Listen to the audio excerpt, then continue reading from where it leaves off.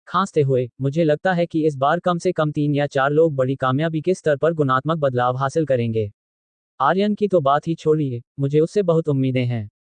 जहां तक बाकी लोगों की बात है, हुआ सीयू पहले ही बड़ी कामयाबी के स्तर तक पहुंच चुकी है, और वेई रुओ और चू बोवेन भी आधे रास्ते पर हैं। हे, ये सच में उठती हवाओं और उमड़ते बादलों का युग है। अधेड़ उम्र के व्यक्ति का चेहरा सख्त हो गया, फिर उसने हल्के से खांसा और विषय बदल दिया। ये साफ था कि उसका अपने हाथ में मौजूद 2 बोधि बीजों को वापस करने का कोई इरादा नहीं था। चौक पर चर्चाएं जारी रहीं, और चौक के बाहर सीधा प्रसारण देख रहे दर्शक दीवाने हो गए। चर्चा मंच पर तरह तरह के अंदाजे और विश्लेषण वाले संदेश एक के बाद एक शीर्ष पर धकेले जा रहे थे। हालांकि जो प्रतियोगी पहले ही स्तंभ में प्रवेश कर चुके थे, वे बाहर की हर चीज से पूरी तरह अनजान थे। इस समय वे अपनी आंखों के सामने के नज़ारे से पूरी तरह मंत्रमुग्ध थे। स्तंभ में प्रवेश करने पर सबसे पहली चीज जो नजर आई वह एक विशाल रूहानी झील थी, जो जेड जैसे पत्थरों की पंक्तियों से घिरी हुई थी। पूरी जगह एक ना समझ आने वाली आभा से भरी हुई थी, एक ऐसी आभा जिसमें कई चीजें मिली हुई थीं। आर्यन ने इसे महसूस करने की कोशिश की, लेकिन वह उनमें से केवल कुछ को ही पहचान सका। लेकिन जिस बात ने उसे हैरान किया वह ये थी कि इस आभा में वास्तव में कुछ बिखरी हुई रूहानी शक्ति शामिल थी। हाँ, आर्यन पुष्टि कर सकता था कि इसके भीतर रूहानी शक्ति थी। अब जब उसकी उठती हुई सीढ़ी तीसरे स्तर को पार कर चुकी थी, तो उसकी रूहानी शक्ति और पांचों इंद्रियां एक आम इंसान की तुलना में 10 गुना से भी ज्यादा थी, जिसने उसे रूहानी शक्ति को इतनी साफ तौर पर महसूस करने के काबिल बनाया। यहाँ रूहानी शक्ति क्यों थी, आर्यन यह नहीं जानता था, लेकिन जब वह रूहानी झील से गुजरते हुए दूसरे स्तर की ओर बढ़ा, तो उसने रूहानी झील को घेरने वाले जेड पत्थरों को छूने की कोशिश की। इन पत्थरों की बनावट असाधारण रूप से कठोर थी, कुछ शुद्ध लोहे से भी ज्यादा कठोर, और वे छूने में असाधारण रूप से ठंडे महसूस हो रहे थे। करीब से देखने पर ये सभी पत्थर एक भयानक शक्ति छोड़ रहे थे, जिससे आर्यन को भी डर का एहसास हुआ। ऐसा लग रहा था मानो इन जेड पत्थरों के भीतर कुछ समाया हुआ था, और रूहानी झील इन जेड पत्थरों से निकलने वाली भयानक शक्ति से बनी थी। बिना ज्यादा देर किए आर्यन दूसरे स्तर पर चढ़ गया। दूसरे स्तर पर पहुंचने पर जगह पहले स्तर की तुलना में काफी छोटी थी, लेकिन वह ना समझ आने वाली शक्ति छोड़ने वाली आभा दोगुनी घनी लग रही थी। तीसरा स्तर साफ तौर पर और भी छोटा था, लेकिन वहां की आभा पहले स्तर की तुलना में पूरे 10 गुना ज्यादा घनी थी। आर्यन तीसरे स्तर पर भी ज्यादा देर नहीं रुका, बल्कि तेजी से चौथे स्तर की ओर बढ़ा, जो स्तंभ का शीर्ष था। जैसे ही उसने स्तंभ के शीर्ष में प्रवेश किया, आर्यन ने तुरंत यहां और निचले स्तरों के बीच के अंतर को महसूस कर लिया। सबसे सीधा और साफ अंतर उस ना समझ आने वाली शक्ति का घनत्व था।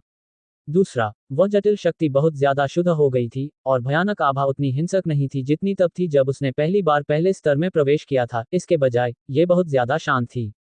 अंत में यहाँ आर्यन साफ तौर पर अपनी ऊर्जा और खून को शुद्धता और तीव्रता में बढ़ने के लिए मजबूर होता हुआ महसूस कर सकता था। यहाँ तक कि उसकी शारीरिक कोशिकाओं की सक्रियता भी काफी बढ़ गई थी। क्या यही ईश्वर शोधन स्तंभ है? ये सच में अद्भुत है। स्तंभ के शीर्ष पर आर्यन लगातार स्तंभ के शीर्ष की संरचना, साथ ही दूधिया सफेद चमक छोड़ने वाले मोती को देखता और उसका विश्लेषण करता रहा। कुछ पल बाद, ये पक्का करने के बाद कि ईश्वर शोधन स्तंभ के शीर्ष पर कोई खतरा नहीं है, आर्यन ने एक गहरी सांस ली, पालथी मारकर बैठ गया और आदिम गुण वाले कणों वाली 6 बोतलों को तोड़ दिया। अध्याय 269 युद्ध देवता आर्यन। जब आर्यन ने अलग अलग खूबियों वाले मज्जा के 6 सत्व की बोतलों को तोड़ा, तो 6 बेजोड़ शुद्ध खूबियां, मानो जन्मजात हों, आर्यन के शरीर में उमड़ पड़ी। उसके बाद ईश्वर शोधन स्तंभ के शीर्ष के चारों ओर से एक शक्तिशाली आभा नीचे बरसने लगी, जो आर्यन के शरीर में प्रवेश कर गई। बस एक ही पल में आर्यन के पूरे शरीर से अचानक बड़ी मात्रा में हल्की रोशनी फूट पड़ी, और पलक झपकते ही उसने आर्यन को घेर लिया, जिससे एक विशाल रोशनी का आवरण बन गया। रोशनी का ये विशाल आवरण, जो चमक रहा था लेकिन बहुत अधिक चकाचौंध करने वाला नहीं था, एक रहस्यमय सुंदरता बिखेर रहा था, जिससे लोगों को एक उत्कृष्ट कलाकारी का एहसास हुआ। रोशनी के आवरण के अंदर आर्यन अब ज्ञान की एक अद्भुत अवस्था में प्रवेश कर चुका था।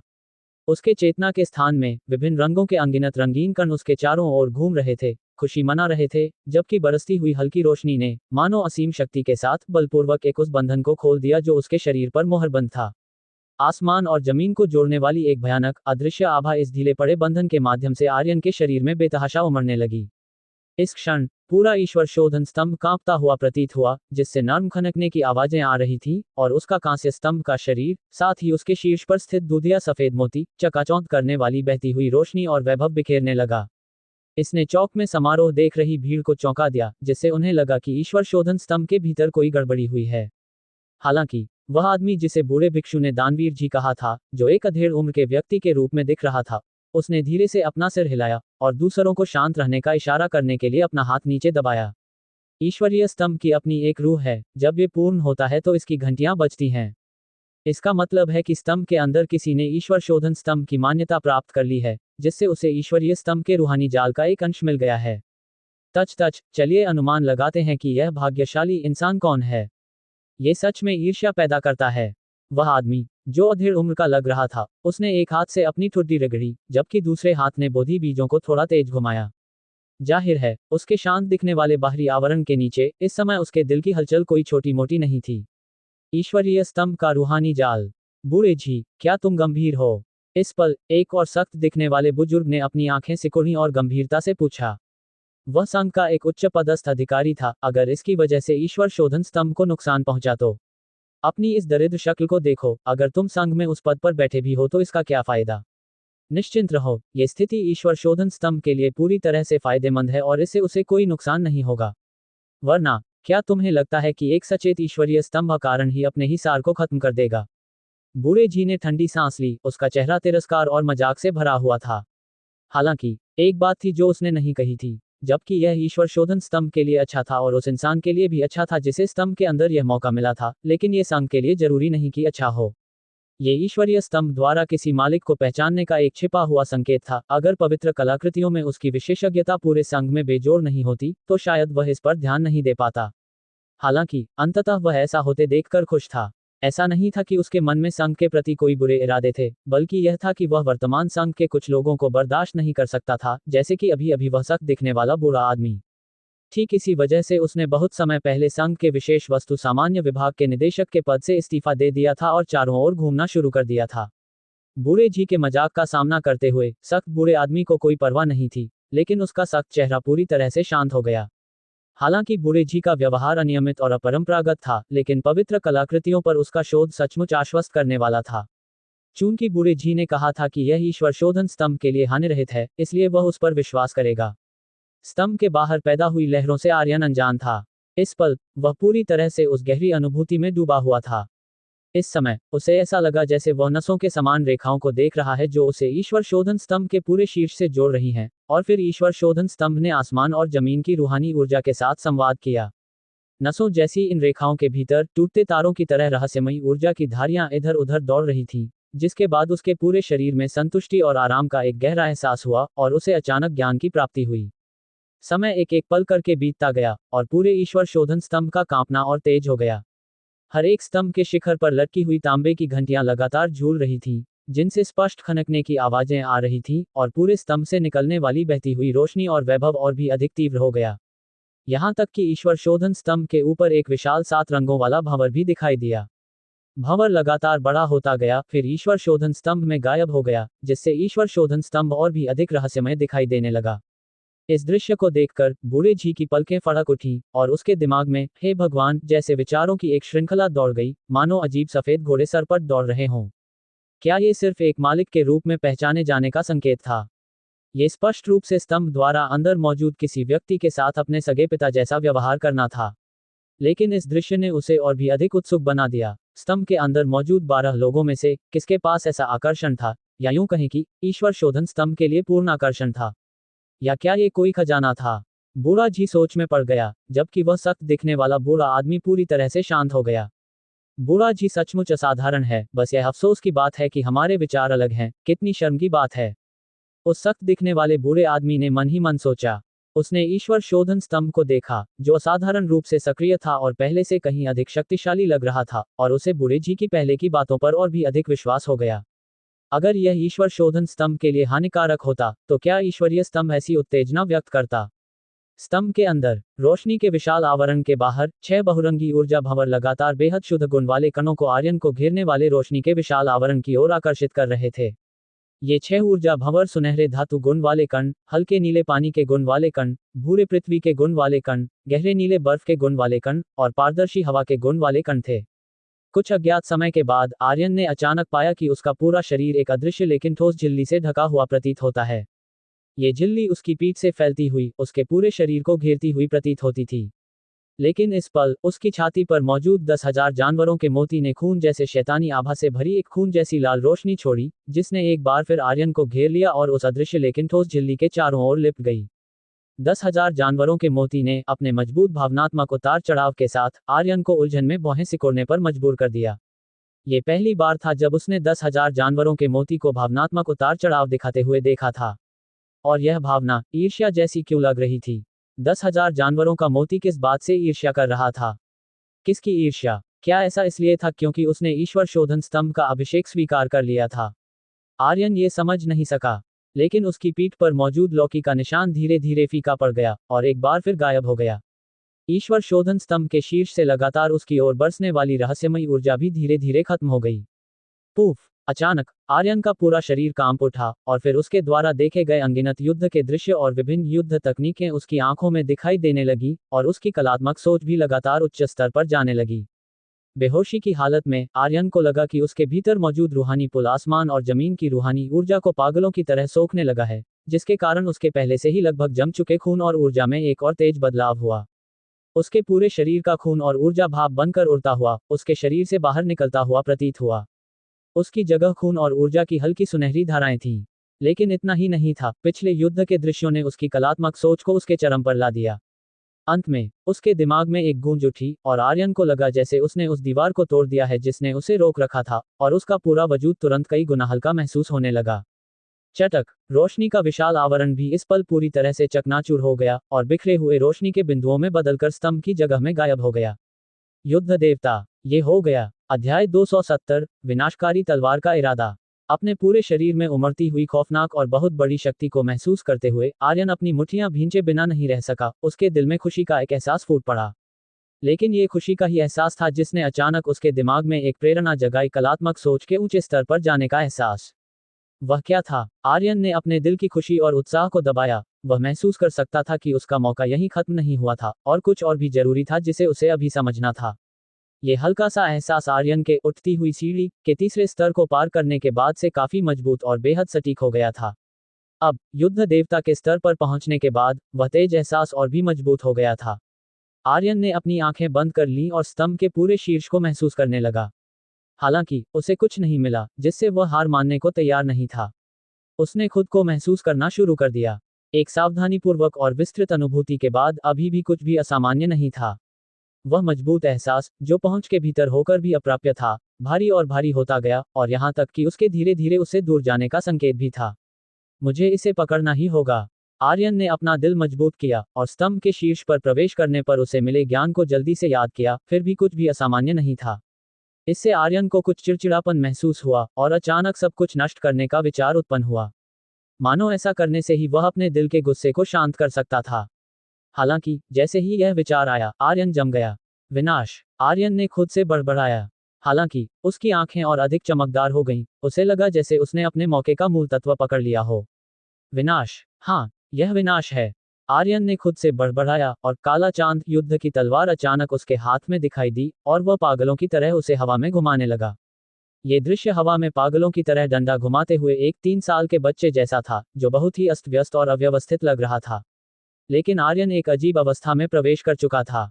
उसकी चेतना मानो किसी अन्य स्थान पर पहुंच गई थी, एक ऐसी दुनिया जो विनाश की शक्ति से बनी थी। ये दुनिया हर जगह विनाश की शक्ति से भरी हुई थी। बिजली का विनाश, अंधेरे का विनाश और यहां तक कि आग का विनाश भी। अनगिनत चीजें अंततः अपने अंत तक पहुंचेंगी। क्या यह अंत विनाश है? इस पल काला चांद युद्ध की तलवार से हल्की काली रोशनी निकलने लगी।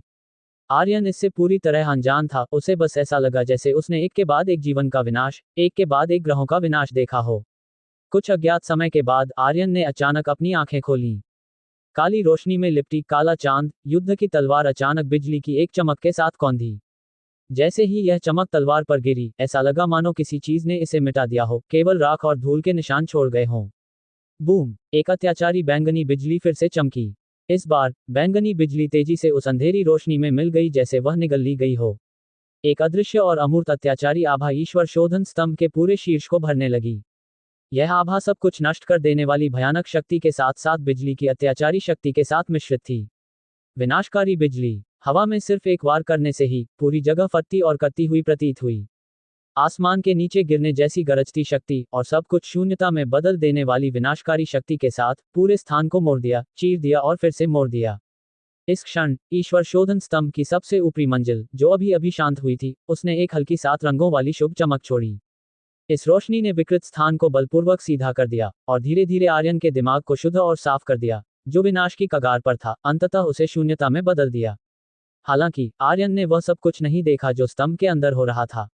उसने केवल ये देखा कि एक ही वार से विशाल तारों भरा आसमान टूटने लगा, चकाचौंध करने वाली आकाशगंगा धुंधली पड़ने लगी, शानदार तारे नष्ट होने लगे और सब कुछ विनाश की ओर बढ़ने लगा। ऐसा लगा जैसे पूरी दुनिया, पूरा ब्रह्मांड, उसके द्वारा अभी अभी किए गए एक ही वार से शून्यता में बदल गया हो। उसके चारों ओर विनाशकारी उतार चढ़ाव मजबूत हो गए और उसकी आभा तेजी से अस्थिर हो गई। हालांकि आर्यन को अचानक अपने शरीर में एक गर्म एहसास रिसता हुआ महसूस हुआ और फिर वह शांत होने लगा। उसकी आंखें अनजाने में बंद हो गईं और वह गहरी नींद में सो गया। लगभग आधे घंटे के बाद आर्यन ने धीरे धीरे अपनी आंखें खोलीं। उसने धीरे से सांस ली और छोड़ी, यह महसूस करते हुए कि कभी तेज और हड्डियों को कंपा देने वाला तलवार का इरादा अब उसके भीतर समा गया था। आर्यन कल्पना भी नहीं कर सकता था कि उसने अभी अभी जिस शक्ति पर महारत हासिल की है वह कितनी खौफनाक और खतरनाक थी। अगर वह गर्माहट अंत में उसके शरीर में नहीं रिसती, तो उसे शायद ठीक होने के लिए कम से कम आधे साल की जरूरत होती, या यहाँ तक कि उसकी नींव को हमेशा के लिए नुकसान पहुंचता। हालांकि अंततः वह इससे बाहर आ गया था। आर्यन ने धीरे से अपने हाथ से इशारा किया और उसके चारों ओर की गहरी काली रोशनी पानी की तरह उसकी ओर बही, फिर एक छोटी लेकिन आंतरिक रूप से विनाशकारी तलवार में बदल गई। विनाशकारी तलवार का इरादा। आर्यन धीरे से बड़बड़ाया, फिर अपने हाथ में विनाशकारी आभा से भरी उस छोटी, स्याही जैसी काली तलवार को दूर कर दिया। वह इस विनाशकारी तलवार के इरादे की खौफनाक शक्ति को महसूस कर सकता था। यह उसके पिछले बिजली आग तलवार के इरादे से दर्जनों गुना अधिक शक्तिशाली थी। नहीं, इसे इस तरह नहीं कहा जाना चाहिए। ये दोनों तलवार के इरादे पूरी तरह से अलग स्तरों पर थे। विनाश में पहले से ही ऊंचे स्तर की कोई चीज शामिल थी। वह स्तर क्या था, आर्यन अभी नहीं जानता या समझता था, केवल अस्पष्ट रूप से इसे महसूस किया था। लेकिन एक बात जो आर्यन बहुत स्पष्ट रूप से समझता था वह ये थी कि उसके माता पिता के स्तर के वजूद में निश्चित रूप से कुछ ऐसा था जिसे वह स्पष्ट रूप से महसूस कर सकता था। और यह चीज केवल उसके माता पिता के स्तर वाले लोगों के पास ही हो सकती थी, वरना वरुण और मुरोंक्यान जैसे युद्ध देवता भी ऐसा नहीं कर पाते। उसने धीरे से अपना सिर हिलाया और विनाशकारी तलवार के इरादे की उथल पुथल के कारण उसकी पहले से उत्साहित भावनाएं पूरी तरह शांत हो गईं। जितना अधिक वह जानता था, उतना ही कम वह अन्य प्रतिभाशाली साथियों की तरह आत्मसंतुष्ट हो सकता था, क्योंकि वह जानता और समझता था कि उसकी वर्तमान शक्ति अभी भी बहुत नगण्य थी, इतनी नगण्य कि वह अपनी शक्ति से पैतृक तारे की बेड़ियों से मुक्त नहीं हो सकता था। वह ये भी जानता था कि अपनी वर्तमान शक्ति के साथ तारों भरे आसमान में जाना केवल दूसरों को पीछे धकेलेगा। वर्तमान में मुझे एक कनिष्ठ युद्ध देवता से काफी मजबूत होना चाहिए, लेकिन क्या मैं एक उन्नत युद्ध देवता या यहाँ तक कि एक चरम युद्ध देवता को हरा और दबा सकता हूँ, ये तो मैं असली लड़ाई के बाद ही जान पाऊंगा। आर्यन ने अपनी आंखें सिकोड़ लीं, उसके भाव बदल रहे थे। वह अपने भीतर की मजबूत शक्ति को महसूस कर सकता था। यह आत्मविश्वास न केवल उसके भौतिक शरीर, खून और ऊर्जा की शक्ति और रूह की अनुभूति की शक्ति से उत्पन्न हुआ था, बल्कि उसकी कलात्मक सोच से भी था। विनाशकारी तलवार का इरादा। अन्य कलात्मक सोच से पूरी तरह से अलग स्तर का तलवार का इरादा। इस तरह की शक्ति, जो एक अलग आयाम और स्तर से थी, सबसे ज्यादा खौफनाक थी। ये ध्यान रखना महत्वपूर्ण था कि एक युद्ध कलाकार जितना आगे अभ्यास करता था, अपने स्वयं के स्तर से ऊपर के विरोधियों को चुनौती देना उतना ही कठिन हो जाता था। यहाँ तक कि कौशल और शारीरिक कमियों को ध्यान में रखते हुए भी युद्ध देवता के स्तर पर अपने स्तर से ऊपर के विरोधियों को चुनौती देना बेहद मुश्किल था। इतिहास में जो युद्ध देवता के स्तर पर अपने स्तर से ऊपर के विरोधियों को चुनौती दे सकते थे, वे सभी अपने युग के बेजोड़ जीनियस थे। ये बेजोड़ जीनियस या तो हर युग के नायक थे या ऐसे वजूद थे जो आसमान को झुठलाते थे। अब जब मैं युद्ध देवता के स्तर पर पहुंच गया हूं, तो मेरी रूह की शक्ति और ताकत भी मेरे लिए एक बार 10,000 जानवरों के मोती को सक्रिय करने के लिए काफी है। अपने विचारों को व्यवस्थित करने के बाद आर्यन ने अपनी गर्दन पर मौजूद मोती को छुआ, उसकी आंखों में रोशनी की एक किरण चमक उठी।